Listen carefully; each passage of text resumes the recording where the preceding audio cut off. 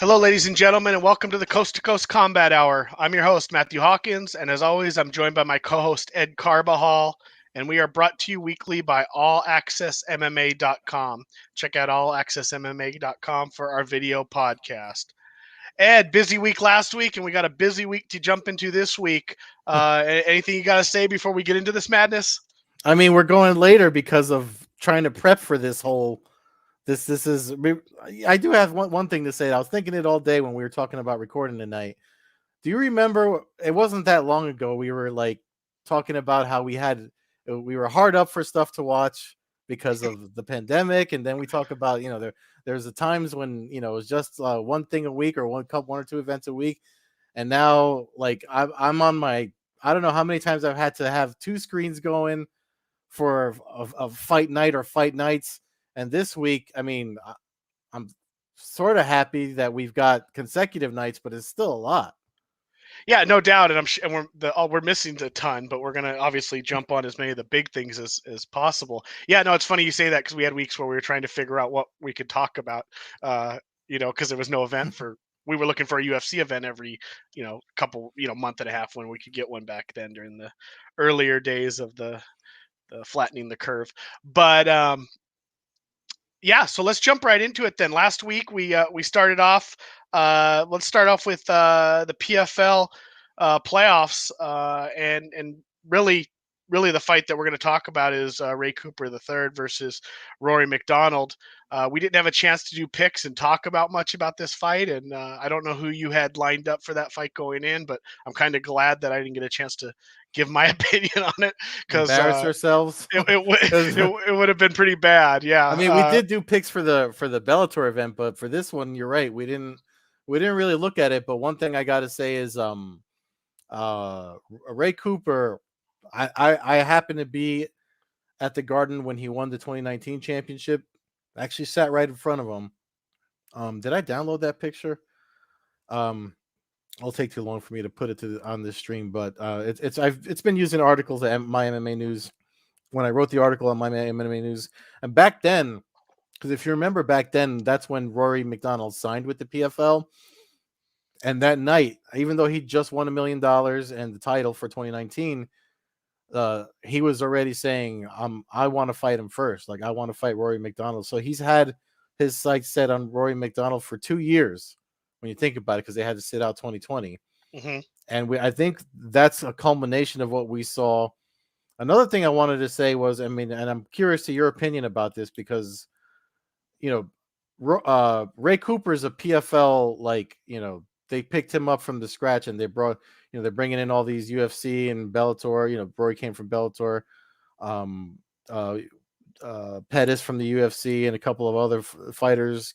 Clay Collard came from boxing to MMA to the PFL, and all these fighters that were like, because of where they came from, they were like favored to do well. Here we are at the playoffs, and they're I mean, well, we just had the first playoffs and they're out.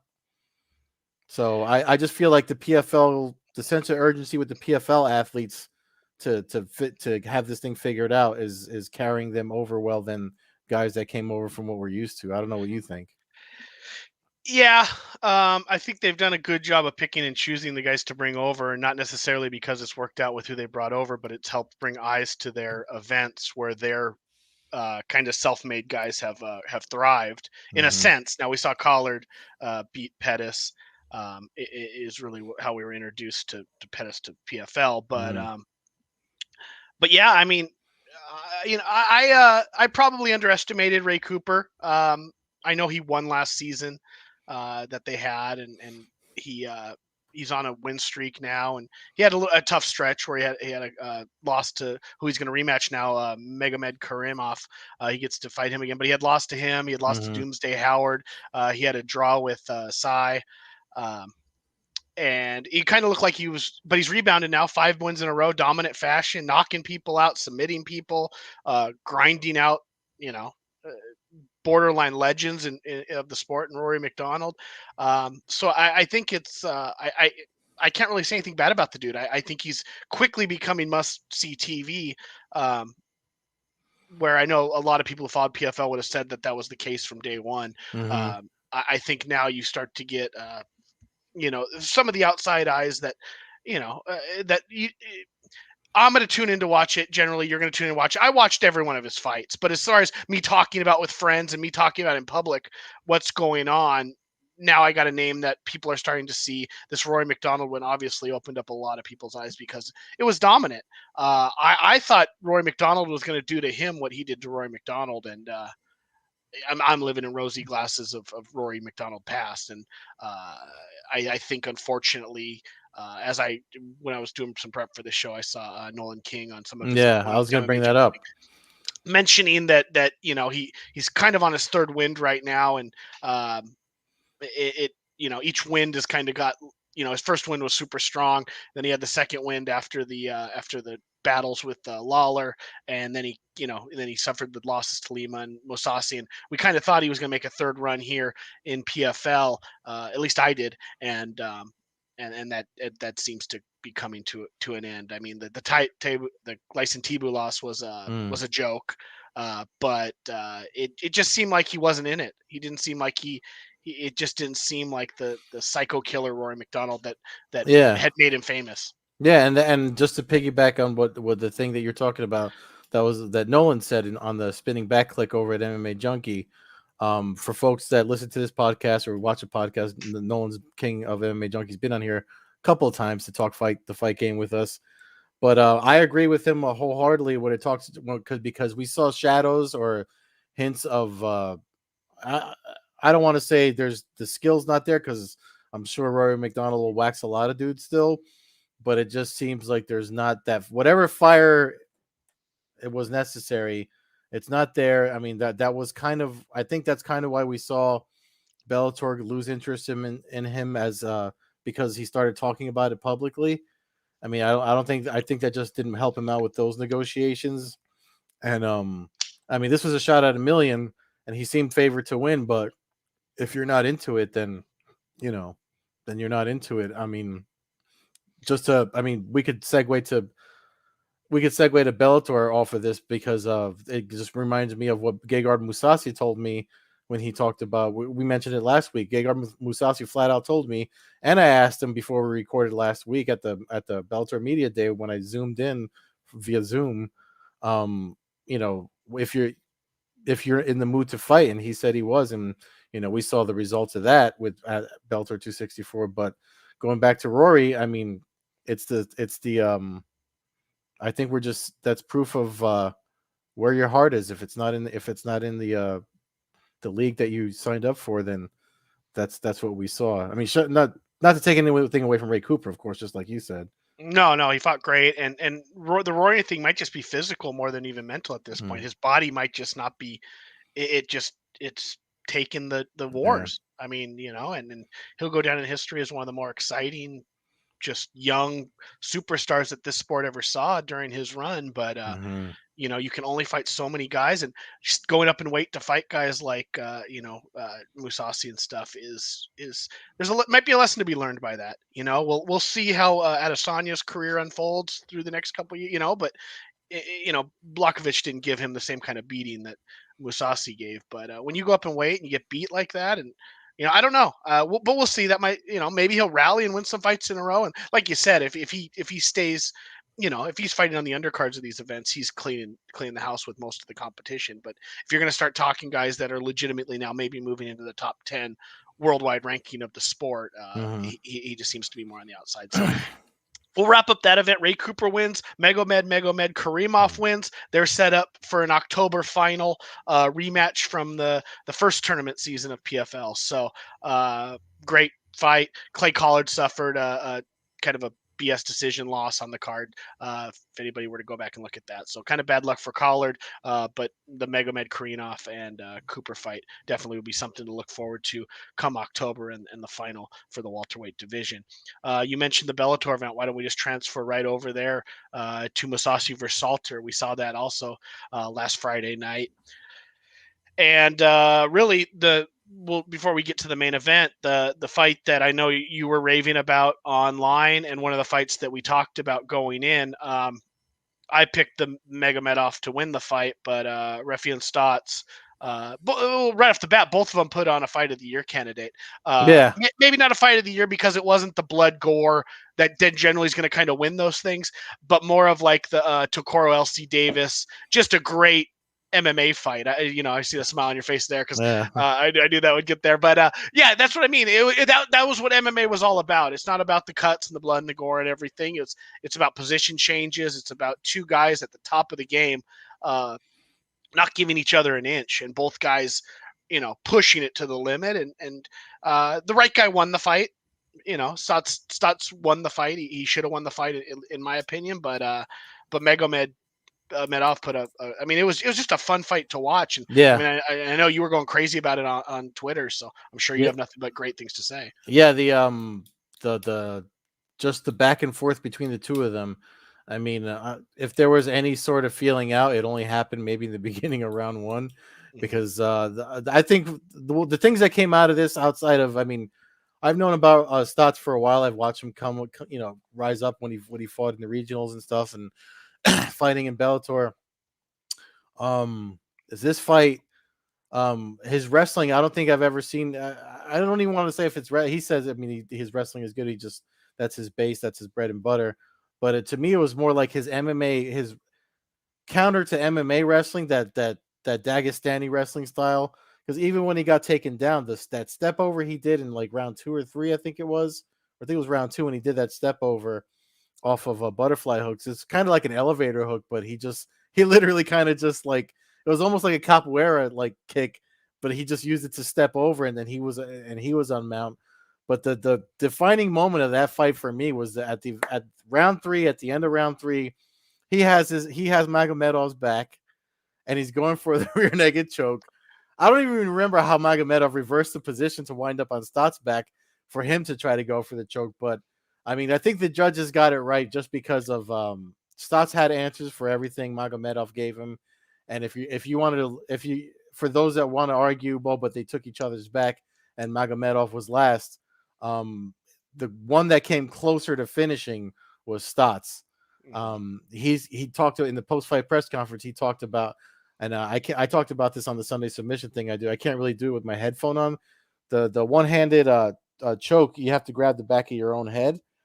But I tweeted about it. I don't think the gloves would allow for that to happen. He was so close to it though, because his hand was all the way around, and we all saw Magomedov's face changing color. Hmm. He said in the post fight press conference that he was gurgling, and all the noises that come when someone's fighting off of a choke.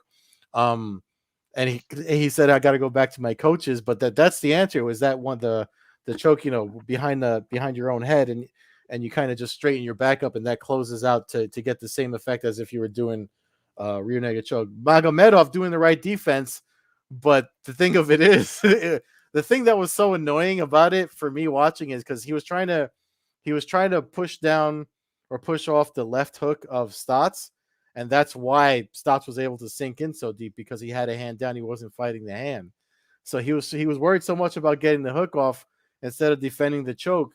And the perfect example is right after that, Stotts had his back taken, and if you watch, Stotts does nothing but defend the choke. He doesn't even address the hooks. Uh-huh. Plus, he also saw that was like the time running out towards the end of the round.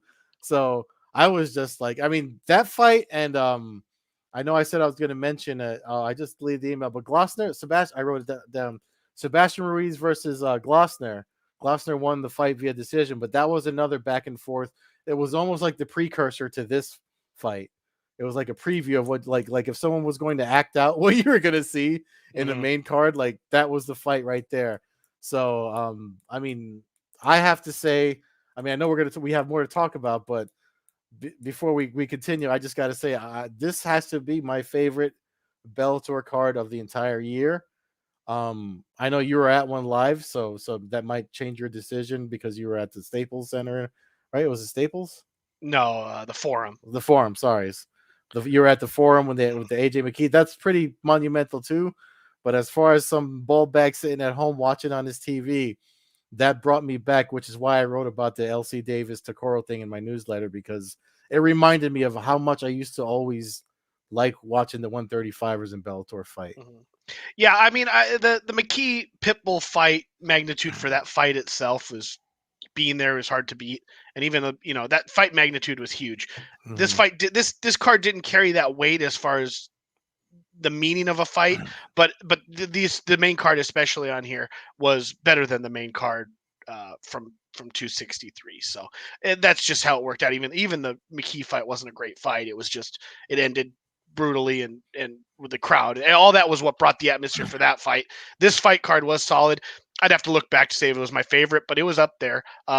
And some of that had to do with how great the Stotts fight was, and then we moved right into a couple of my favorite fighters, really. Andrei Korshkov returns to Bellator, former champ there, moves to 24-4, dominant decision win over Sabat Hamasi, who Mhm. tough as nails, but I think I kind of mentioned it. Kind of felt like it was just kind of more of a stepping stone fight for Korshkov to get him back in the mix, Oh, you and just I'm glad you brought that up because they released the rankings today, oh, there you go. and I was paying attention so much to the 135 rankings because I wanted to see how far Stotts went up. I want to see because Koreshkov wasn't ranked, and then he should be. He's got to be at least 3, 4, or 5. He's 8. Well, that's weird. Can you bring it Because up on the screen, or uh, or can you it, tell me actually, who's ahead of him? actually, I can bring it up. Let me bring up the Yeah, let me bring that up. Yeah, because I can't think of 7 other welterweights off the top of my head that are better Well, than I mean, Andre Hamasi Koreshkov. was 10. If I'm remembering correctly, Hamasi was 10 when. Correct, and I don't think you jump necessarily off the win off Humasi like that. But had Koreshkov been active in Bellator, I can't All imagine right, him falling lower than 5. all right. Let's remove this. We'll bring that up later. That's a bracket for when we get into this one. So this is on Bellator.com on their under their news section. They just announced these today. Um, add this to the stream. Um, there we go. All right, So so here's Koreshkov right here. the welterweight race: Amasov champion Lima makes sense. Page fine. Jason Jackson fine. Neiman Gracie, Logan Story, Derek Anderson, Paul Daly, Andre Koreshkov. There's no way in any world, as much as I love Paul Daly and like Derek Anderson, that Koreshkov should be ranked behind both of those guys. Mm. Um, Especially since he's been fighting at 175 daily. yeah, that's even a better point. And how about the fact that again, I'm not looking to badmouth any of these guys because they're all freaking killers, but if my rankings, I'd put Koreshkov at 4 behind Jason Jackson. If I was doing it, he'd be my 4th ranked fighter. Mm. I'd be setting up a fight with Neiman Gracie or Jackson if he wins. Logan Storley fights Logan Storley fights this upcoming weekend. So that's possibly with the schedules working out. If he able to get a win there, maybe that's something you set up for Koreshkov. But yeah, Mm. excuse me, I'm surprised at that ranking. Uh, and then I'm looking at the rankings now for middleweight, which brings us to the main event where we saw Gegard Mousasi and John Salter. Yeah. Austin Vanderfurt was in the house, working the table with the commentary guys, and he looks like he's now the number 1 contender to face Gegard Mousasi, who was successful in a with a 3rd round finish over John Salter after being held down and losing basically the 1st round. Mm. He came back, showed the poise that Gegard Mousasi has always showed, and was able to finish his opponent. Uh, Yeah, what was really, weird about that in the post fight press conference, he actually said he was like, I could have gotten up if I wanted to, but he felt it would have been more tactful. I don't remember his words exactly, but it was more obviously it paid off to make Salter kind of like exhaust himself with everything he was trying because we saw Musasi eventually. Not only was he on top when he finished him, but I mean I don't know if it was my TV by the way, but for you, did it sound like those shots from Musasi on the ground seem loud? I mean, there was fans in that arena too. oh yeah, he, And he carries heavy punches. I was yeah. early in his career. I was ringside when he fought Babalu and Sokuju, Hmm. and he for Strikeforce, and he same kind of thing. Not mounted ground and pound, but standing over the guys and just beat the living hell out of them. And dude, he knows how to throw that punch. Even Mhm. his jab and everything. I think it was your boy John McCarthy was mentioning that, and he knows how to use his energy as good as any fighter really that's probably ever walked this planet. But at the same time, that's what's led to some of the lackadaisical fights, I think, where he's gotten comfortable in fights. And in the past, he might have settled to be taken down again, you know, another time or two. Um, he did mention that there was no reason. It's a 5-round fight. Giving away run round for him wasn't a concern. He knew he'd have the better gas tank, and he started landing some of those elbows. Actually, at the end of the first round, I think what really turned the tide was knees to the body. Salter was Mhm. trying to take him down, and the announcers really didn't pick up on it as much as I thought they should have.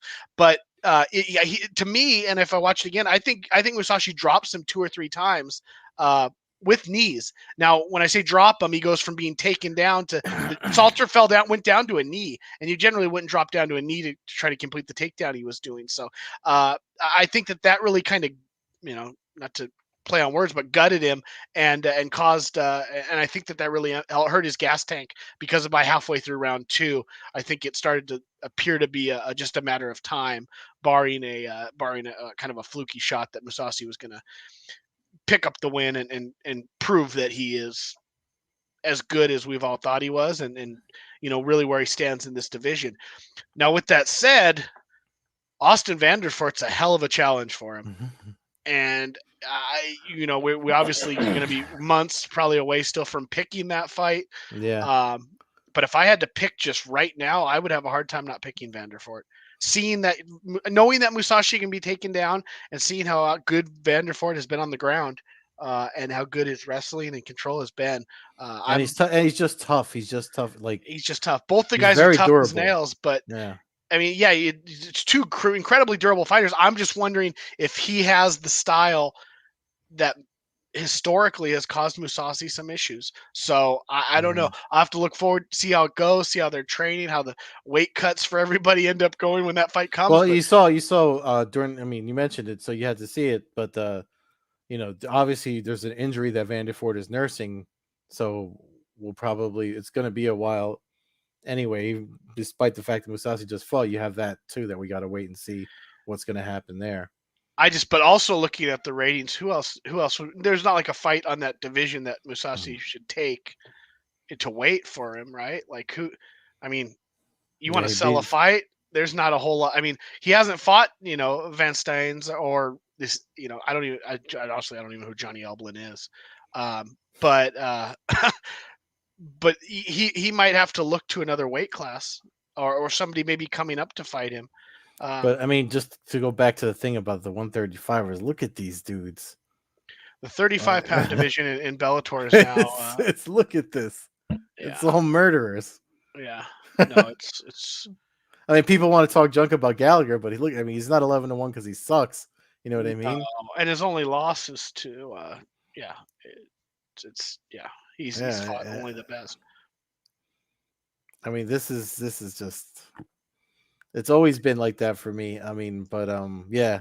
So these are the updated rankings up at Bellator.com if you want to check them out for yourself. Um, uh, really quick, where's the heavyweight? Top right there. So yeah, and then that, we can, yeah. So we got it up here. We might as well jump to this weekend's Bellator card, because it's kind of highlighted off of your heavyweight ranking right there. The main event, Mhm. Czech Congo fights Sergey Karatanov, who is not ranked, but it might be because he hasn't fought in the last year in Bellator, is what I would I was gonna say, guess. where did he fight? Didn't he just fight somewhere else? Yeah, he's had some outside fights, and he's had fights he's had a couple boxing matches. He constantly keeping busy. But yeah, I mean, it's the constant. 2 longtime pros now in Congo, Mhm. and he's coming off a boxing win, and then he had MMA win over Ollie Thompson, another boxing win, and So yeah, if if he gets a win over Congo, who's ranked number 3, then he's in the rankings. yes, and he may even be in the rankings with a loss, depending on how the fight goes. To be honest, Mm. just seeing the lower end of the heavyweight division, but with that said, I mean, it, on paper, with the way we know these fighters, you would expect this to be a stand-up, bang-out fight with likely Congo's chin getting checked and him getting knocked out. Mm. Unfortunately, the reality is Czech Congo is more of a wrestler in the majority of his MMA fights that he wins, and that's Karatanov's weakness. As his last loss was to looks Linton like Vassell, who just who took him down looks continuously. looks like fans got Karatana winning based on the vote because you can vote on the Bellator Uh website huh. now. Yeah, I So mean, I don't want to pick against him, but I see Congo going for a takedown, and if he gets Karatanov down, I think that's really bad news for Sergey. mhm. Like I said, what Vassell did to him, um, and that's the only guy in recent memory. But I just feel like that Congo's a big damn dude, big strong dude, and if he gets down on top of you, a lot of people have had trouble getting up. In fact, I can't think of many that have. His elbows are usually pretty nasty, so I can see that happening in a perfect world. Karatanov, and they go out there swinging, and somebody's head flies off.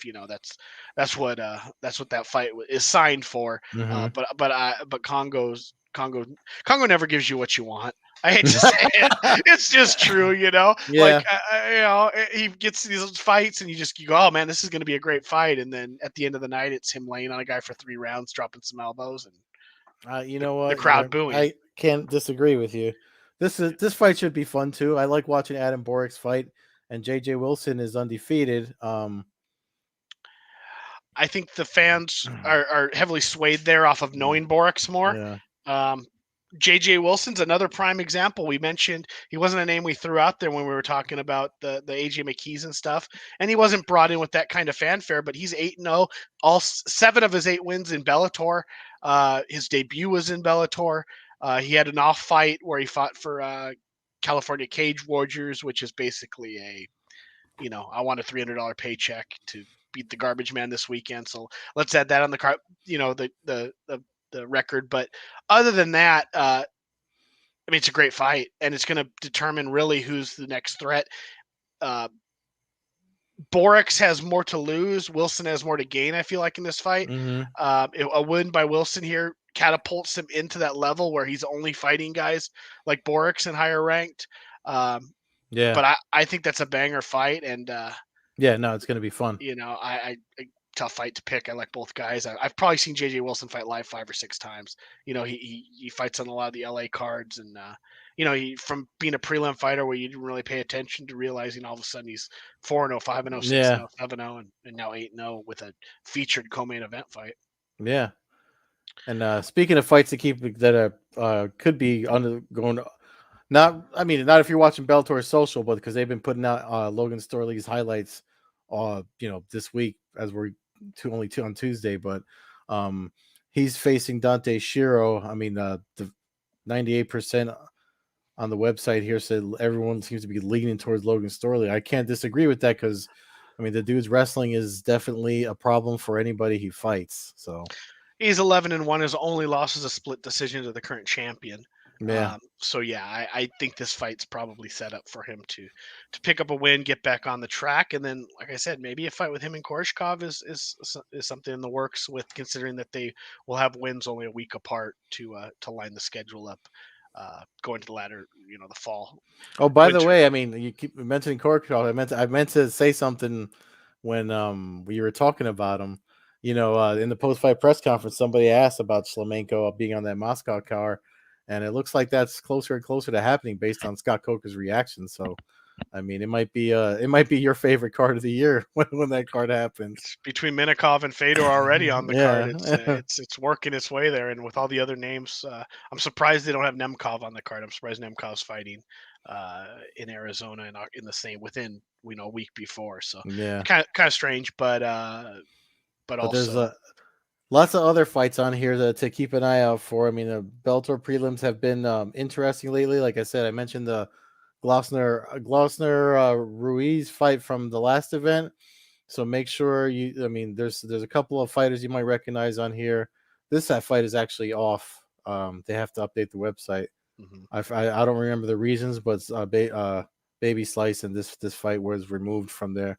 So But it should be fun. Should be a fun Bellator event. But we only jumped to that Friday because it was up on the screen. We got to bring up. We still have to look at this Thursday night, the day before this one, PFL playoffs. I'm going to bring up the bracket because it was already up because Matt and I were confused about what portion, who on the card is fighting for in the brackets and who's there just as featured fight. So luckily the PFL's website and graphics team cleared that up for us quickly. So we're going to bring that up so we can look at.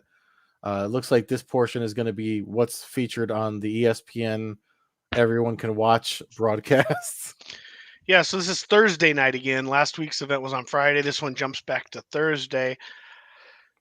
And some of these names here I'm not strongest with. But you got Goldsoff and Delija on one side of the heavyweight bracket, and Capoloza and Jones on the upper side of the men's heavyweight bracket. I think I think they brought Verdun in. I think for this tournament, and I think they brought in Roy McDonald, they brought in Pettis, they brought all these guys, and I think maybe the heavyweight division might be one of the ones that could end up being kind of a disappointment. But we'll see how it unfolds. These tournaments are cool, but it also can potentially an upset here or there, a bad judge's decision here or there can change the history of. Which is probably why they're not coming back to Jersey. Well, yeah, exactly. That might be why they're in Florida, and then they're staking in Florida through October. Yeah. That's the game plan. Yeah. So Hard Rock, because a hotel in was at a Seminole Casino in Tampa or wherever it is. I forget where it is. Hollywood Casino or Hollywood, Florida. Yeah, and then Pacheco and Guardado on the women's bracket, and then really the fight, the 2 seed versus the 3 seed, but because of how it's done for the seeding times and rounds and winning. Harrison is actually Kyla Harrison's actually the number 2 seed. She fights Jenna Fabian in the what is the main event, the final fight of the card. The 155-pound women's division hasn't proven to really be a showstopper. They've tried to move some people up from smaller weight classes to fight her. She's already got a win over Pacheco. This fight was supposed to happen, I feel like, in 2018 or 2019. So I'm glad that hopefully nothing stops it from happening, because I forget when Harrison. She was supposed to fight Jenna Fabian. I'm sorry, I keep messing up her name. That whole media thing that when Harrison called out that dude got me all messed up because she corrected the dude on his name, and now I have 3 versions of her name in my head. But, I know, yeah, the same thing. So, but I feel like this was a fight we were supposed to get in 2019 that we didn't get. So I'm really looking forward to it. Hard to pick against Harrison in the PFL at this weight class where it's the only place where it exists. Not to take away, we've already seen her cut down to 145 and do well too. But the thing about Fabian is she trains with Israel Adesanya and all those guys at City Kickboxing. So I'm wondering if this fight is going to be tougher for Harrison than any other competition she's faced. Because not for nothing, do we want to see her wipe the floor with Pacheco again? Because it's already happened like twice already. I forget how many. Yeah, it seems like twice.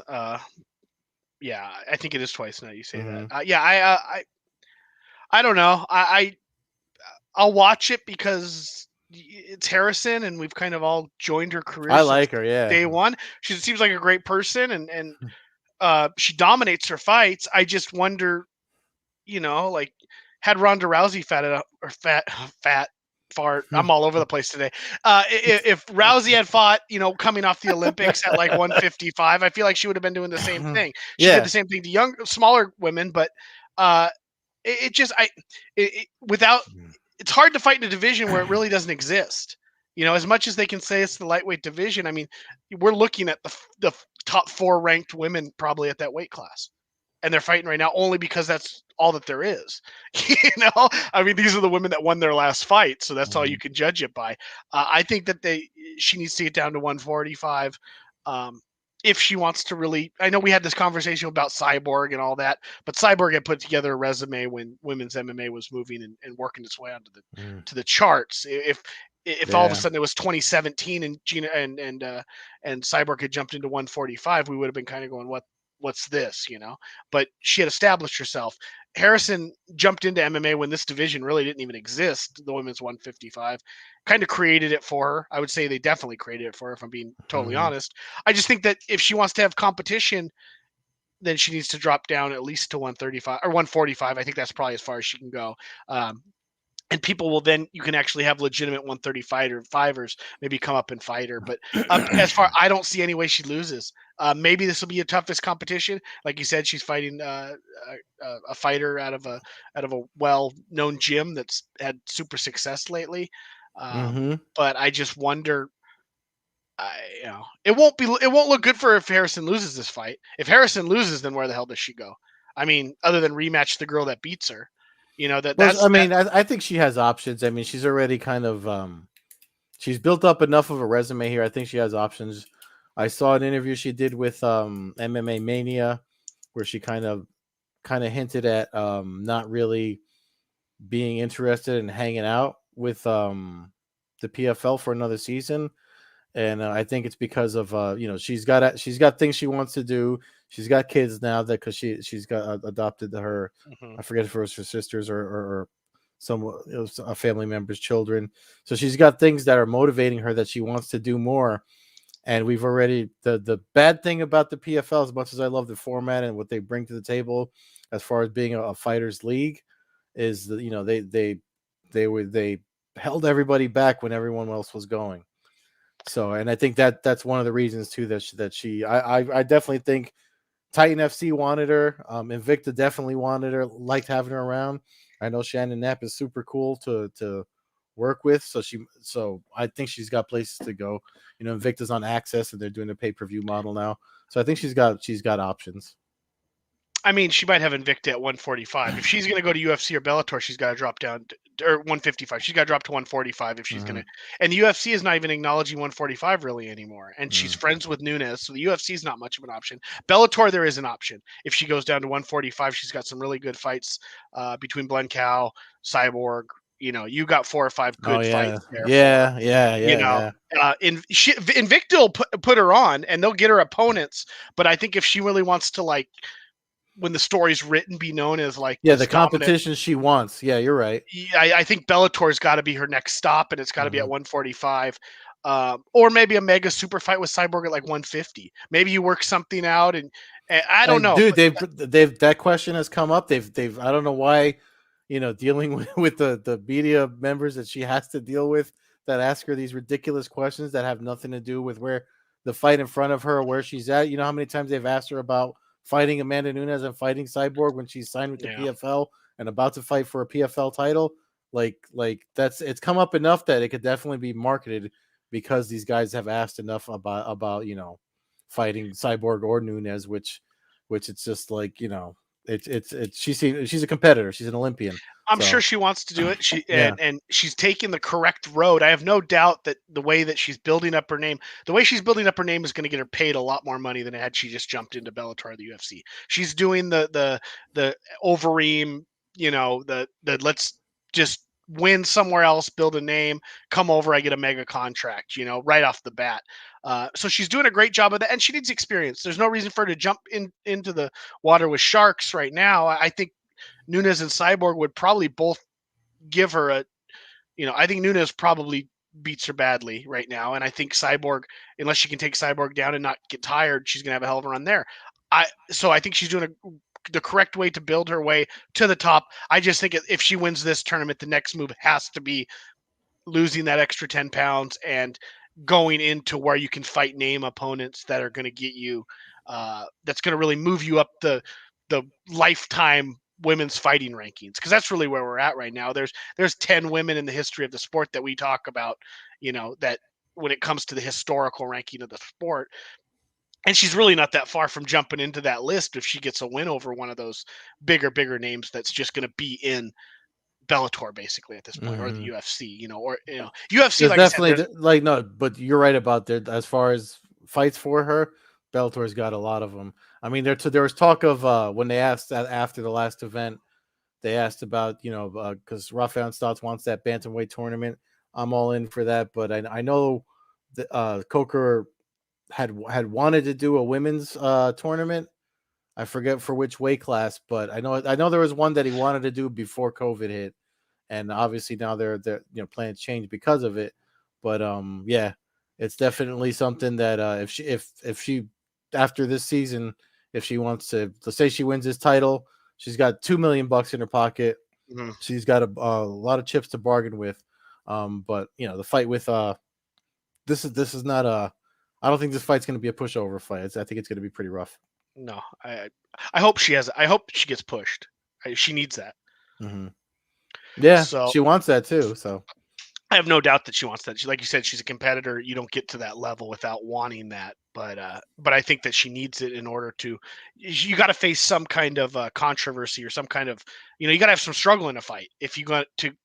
In my opinion, from an outsider looking in, you got to have a little bit of a struggle to make that next step to, okay, I survived that. I know I can do it. hmm Because no matter how strong of a person you are, I think it's got to be in the back of your mind, like what's going to happen if some girl gets my back and has the choke sunk in, until you get a fight out of that. I think that that's got to be something there. And I'm not saying that she's thinking about that, but it just, to me, it's just part of the fighter's yeah. progression that they evolved Yeah, it's through that. definitely going to be like a striker versus grappler type of fight, though, because I think that's obviously Fabian coming from City Kickboxing. She's probably going to do the you know you try to use her reach and not let Harrison close the cage and put her against it and take her down. Because she Um, definitely had height. She's definitely got yeah, inches in height on her. So it yeah, will be interesting to see how that unfolds. So that's this Thursday night. We talked about Bellator, which is on Friday, and then that jumps us to the final. Well, not the final, but the next the next event of the weekend. UFC Fight Night Cannonier versus Gastelum. The I don't know what your thought on the main event is. I know Jared Cannonier's been a fighter that you've been, I think it's fair to say, a fan of. yeah. No, Uh, I like him. Yeah, and somebody you've definitely taken the side of, as we've talked about his fights over the last couple of years. He fights Kelvin Gastelum, uh, former title contender, former Ultimate Fighter winner. But he's I believe 1-4 in his last five, although all to killers. Yeah, yeah, Yeah, he's 1-4, but like I said, all to top five competition. Cannonier, on the other hand, is coming off a loss to Whitaker, but prior to that, he had taken out Hermanson Silva and David Branch. That's when he kind of came out in this weight class after that win at UFC 230 in Ursadeka that was there in New York. It's hard for me to go against the kind of the guy who seems to be improving, and I don't necessarily know how. I guess I see this fight just being a stand up battle. Um, and Gastelum is known for landing that big punch, but I'm just going to pick Cannonier to win. yeah. I mean, I Uh, know we're not going to do picks for the whole card. I know we no, were just going to bring up some certain fights and know and look at it, but I'm just bringing up the main one because we're talking about the main event here. I it's like you said, I'm a fan of both guys. This is a hard one for me to pick. I might have to. I mean, I feel like the best Kelvin Gastelum. He left the best of himself when he fought that fight with Adesanya. I think so So too. And I think if it was the yeah, best against the best, I think Gastelum would win the fight. But I don't hmm know what the best of Kelvin Gastelum is anymore. And maybe this yeah, fight will reinvigorate that, what we think about him. But yeah, I that's where I'm kind of the same spot. I don't know where he's at. yeah. So, oh well. I mean, but Clay Guida and this, Mark Madsen. I know there's a couple of fights to note on here. I'm not going to make any picks on that one, but Chase Sherman and this Parker Porter fight, Vince Pichel versus Austin Hubbard, and our boy here, Brandon Royval, makes his comeback after his shoulder injury against Alexander Pantoja. So he's still in there for the flyweights trying to make his way up the ladder and do some damage. I'm looking forward to that one. Of course, as a former guest of the podcast, I'm not going to pick against Royval in that one, so we'll leave No, but that. that's a hell of a fight right there. Yeah, yeah, That has fight of the night written all over it yeah. between those guys. Um, but yeah, I mean, Chase Sherman back at heavyweight. He's kind of been all over the place between bare knuckle and bouncing back to the UFC. And you still there, Ed?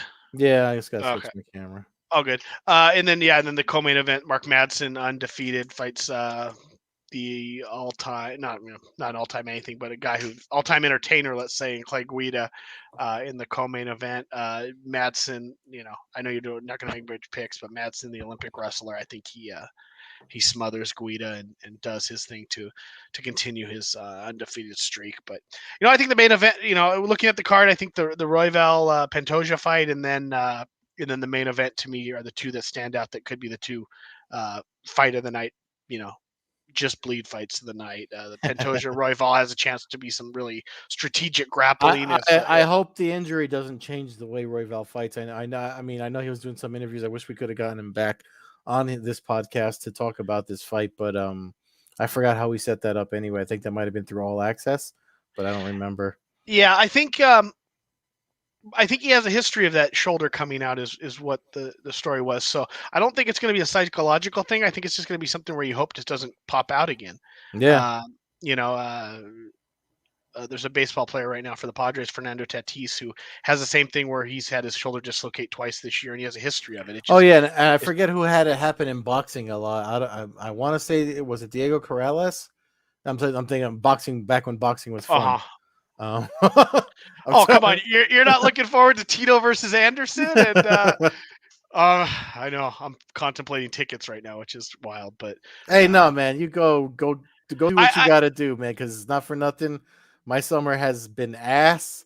Yeah, so I know. It's hard to pass up the opportunity. I mean, I never got to see De La Hoya box in his prime, and obviously this is not his prime, but just the idea of going to an event with, De La Hoya, Vitor Belfort, Anderson Silva, and Tito Ortiz is just kind of... I feel like that's going to get pulled before it happens. That's kind of what I'm concerned about, and more. That's honestly what I'm concerned about more than anything. Yeah. But we shall see. That's what we wanted to talk about. So that's UFC, and then we'll wrap up right now mentioning the BKFC 20 card also on Friday. So this brings us back a day, but my God, what a stacked week of action. Johnny Bedford, Reggie Barnett Jr. Square off in the main event for the bantamweight title. This is a rematch from when Bedford won the title from him. The first time they fought, actually the final of a tournament, and then Dat Nguyen took the title from Bedford, and Dat Nguyen then had contract issues with BKFC and moved on, so the title becomes vacant, and we now get the two, other than Dat Nguyen, who's no longer there. These are clearly the two top bantamweights in BKFC, and should make for a hell of a banger. Co-main event brings in Tony Lopez, who anybody who's followed combat sports at all over the last 2.5 decades at this point probably should know. 47 years old, but has fought in everybody. Had a fight of the year candidate with Joey Beltran at BKFC 1 a couple years back. He fights Alan Belcher. A surprise signing, I would say, at the least. Did you see they signed Chad Mendes? I saw that was official. Mm-hmm. Chad Mendes looking to debut October 22nd at BKFC 22 in Arizona. So I don't know how to feel about that. He's still under contract with the UFC, which is honestly a nice little change of policy almost over there. I imagine they kept him under contract to avoid him going to another MMA organization. But it would be nice to see if even if it's just off fights where they're allowing guys to go to these other promotions. Well, not for nothing, McGregor. What's the word I'm looking for? McGregor started that with his being able to fight Mayweather. In a sense. Now they got to let these guys do. It used to be only grappling, I remember. Yeah, so I was gonna say they let Burns do a bunch of the grappling stuff. Guys have been able to do grappling events. But that was always something because they considered it safe and it wouldn't mess them up for fights and blah blah blah. But now you're looking at what's I wish it's later than normal, so my mind's already going. But Yeah, well, if guys are going to retire under contract with the UFC, it doesn't look good from anybody's perspective, in my opinion, for the UFC to hold anybody hostage and not allow them to do anything. If you don't want them to do an MMA fight, that's fine. That's your prerogative. That's the contract you signed. But we gotta if these guys need to do boxing or bare knuckle boxing or grappling to earn a paycheck and to keep active, when they've basically, I mean, there's so many words Mendez by relieving the UFC and retiring saying I'm kind of over this, right? I mean, Mhm. that's basically what you're doing when you when you retire from the organization or from the sport. So um, he is an interesting one though. Man packs a punch. We've always known him kind of as a blanket wrestler who would occasionally hurt people with punches, but he's a little powerhouse man, and he might knock some people silly in BKFC. So it'll be interesting to see how that works out. And it's weird though how BKFC's manages to bring in all these guys. Uh, we'll see how that ends up, unfolding Yeah. down the line. But for right now, I mean, I know it's not for everybody. We've said a million times, but I'll definitely be watching it Friday night. Yeah, well, And I mean, that's the thing. Everyone always has something to say about BKFC, but when it's on, it's always trending.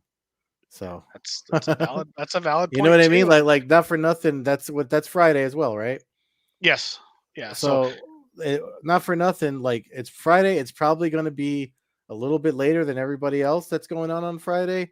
I guarantee it'll be top trending for combat sports. well, yeah, no, and again, it's one of those things where you never know what we could see happen there. I mean, we've seen craziness that even going back to some of the TikTok BS that they had. Oh yeah, It, with the it, guys fighting in the ring yeah, I afterwards. mean, it's a Wild West promotion, and some people like that, some people don't. But it's good, like you said, Uh, it attracts eyes, and it's going to attract tweets and views and everything that leads to But the we'll see what, trending. like the thing you said about, we'll see where what their future holds, because I keep seeing, I mean, there's a lot of influencers or insiders or whatever you want to call it talking about they might not have money for more events, like till for next year or whatever. But that's all people trying to act like they're you know And a lot of people don't want to see him succeed. So you're going to start those kind of that talk and rumors. The bottom line is they're putting on their 20th event with actually 21 when you consider a Knucklemania event, Mhm. and usually these organizations we talk about not having money, usually they don't get to this point a few years in. Usually it's something they don't get this far along and not continually adding guys. You wouldn't think that if you had no money you'd add Chad Mendez. I mean, as much as Chad Mendez might be fun to watch, it's not like you're going to draw a million eyes because Chad Mendez is fighting. I mean, it's just the reality of it. Yeah. um at least not right now. Maybe down the line a couple wins and you get an opponent where it all the stars align, then who knows. But anyway, so that's BKFC Friday. Like I said, Thursday PFL, Friday Bellator, BKFC, and Saturday UFC. So Woo! 4 events, 72 hours, and that's without going too deep. If you need more, check out Grabaka Hitman, Kaposa Oh yeah, Online. there's probably other He'll regional give you the stuff, schedule. and You can watch yeah. from Uzbekistan to Curitiba on streams that he will help you find. So until then, though, Ed, we'll have plenty to talk about again next week now with Woo! all these results. Check us out at Combat Hour on Twitter, Coast to Coast Combat Hour on Instagram. Follow me, Matthew Hawkins, at MMA Hawk on Twitter and Instagram. Check out Ed at Carbazol on Twitter, Carbeerzol on Instagram, Old Head Carb on Twitch. And as always, again, you can check us out at www.allaccessmma.com for our video podcast. Check out our audio podcast anywhere audio podcasts are generally available. Ed, have a great rest of the week, brother. And I like the Pride shirt this week. Last week you had the old school. Is that the Bushido shirt you got on? This is a Bushido shirt, but it's not a real Pride shirt because I Oh. ordered it from the UFC store. I keep my real Pride shirt, and then I keep the real one from Japan in a safe place where it doesn't get sunlight on it and stuff, because that is a collector's item. So Awesome. All right, brother. Well, enjoy the rest of the week, and thanks to everybody who listened to the show. peace.